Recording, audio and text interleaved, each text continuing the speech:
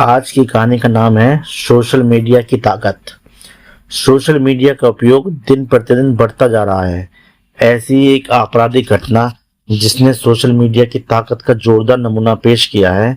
एक शहर में एक औरत जिसका नाम माला था, वह अपनी बच्ची और पति के साथ रहती थी। माला के पति की मानसिक हालत ठीक नहीं थी, इसलिए माला को ही छोटे मोटे काम करके घर चलाना पड़ता था।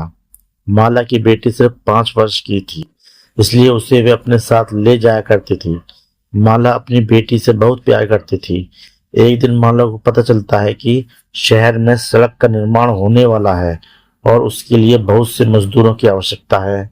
माला की आंखों में खुशी की चमक आ जाती है, क्योंकि उसे रोजाना अलग अलग काम खोजने पड़ते थे। लेकिन यदि यह काम मिल गया तो 2-3 महीने आराम से कट जाएंगे।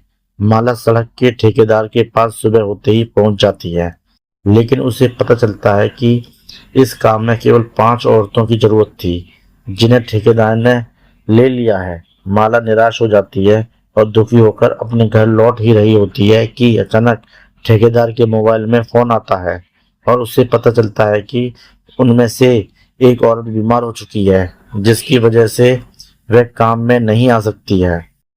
तभी ठेकेदार माला को जाने से रोक लेता है और उससे कहता है कि तुम कल सुबह 9 बजे से काम पर आ जाना। काम मिलते ही माला की खुशी का ठिकाना नहीं रहता। वह बहुत दिनों से अपनी बच्ची के लिए कुछ कपड़े खरीदना चाह रही थी, लेकिन पैसों की तंगी की वजह से वह केवल खाने पीने लायक की व्यवस्था कर पा रही थी। वह घर पहुंचते ही अपनी बच्ची को चॉकलेट देती है और अपने पति को काम मिलने की बात बताती है, लेकिन वह कोई प्रतिक्रिया नहीं देता। दरअसल उसे किसी की बातें समझ में ही नहीं आती हैं। माला की बच्ची अभी छोटी है, इसलिए वह इसे अपने पति के भरोसे घर पर अकेले नहीं छोड़ सकती।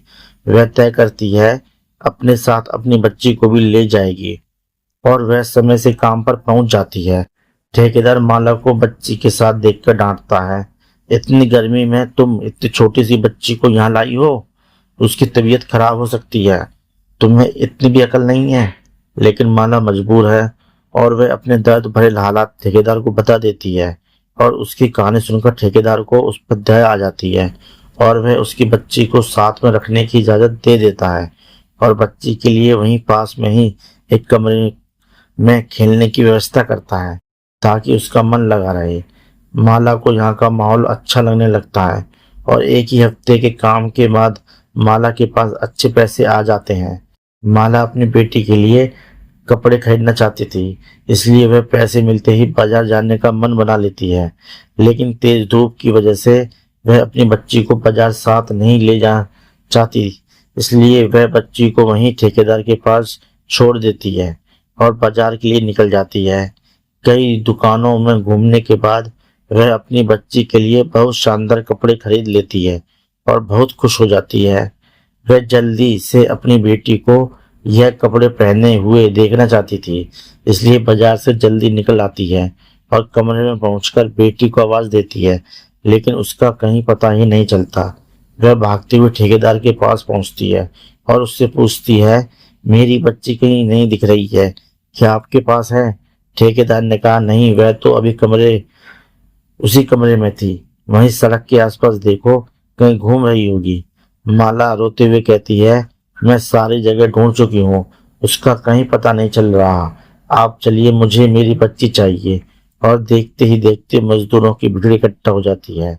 सभी माला की बच्ची को खोजने में लगे होते हैं, लेकिन उसका कहीं कुछ पता नहीं चल रहा था।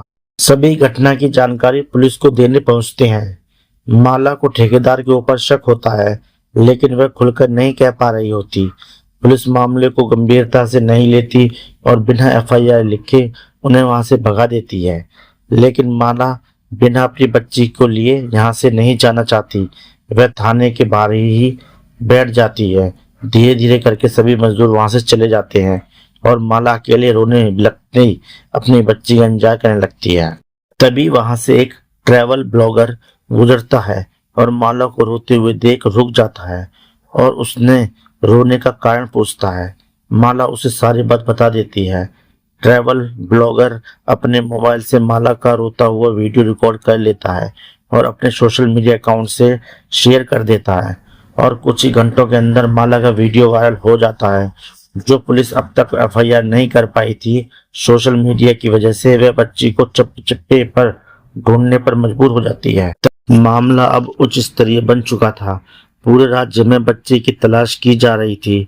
तभी पुलिस को खबर मिलती है कि हाईवे के नाके पर एक ट्रक की तलाशी के दौरान बहुत से बच्चे मिले हैं, जिन्हें सड़क यातायात के जरिए दूसरे देश भेजा जाना था। खबर मिलते ही राज्य में खलबली मच जाती है और मीडिया तुरंत मौके पर पहुंच जाती है। सारे बच्चों की शिनाख्त करने के बाद भी माला की बच्ची का पता नहीं चलता। पकड़े गए अपराधियों को पुलिस रिमांड में लेकर पूछताछ करती है तो पता चलता है कि एक दिन पहले ही कुछ बच्चों को पानी के जहाज के जरिए सीमा पार भेजा गया है।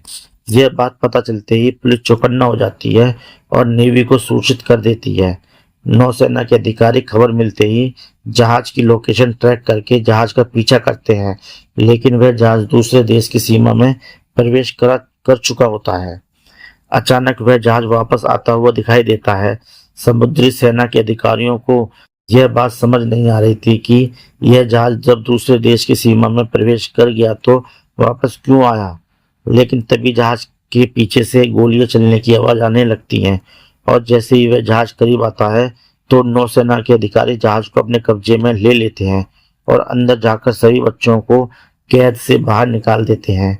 अपराधियों को कब्जे में लेने के बाद जेल भेज दिया जाता है और जहाज में मिले बच्चों के बीच में माला की बच्ची भी बैठी होती है। माला को अपनी बच्ची के मिलने की खबर मिलती है।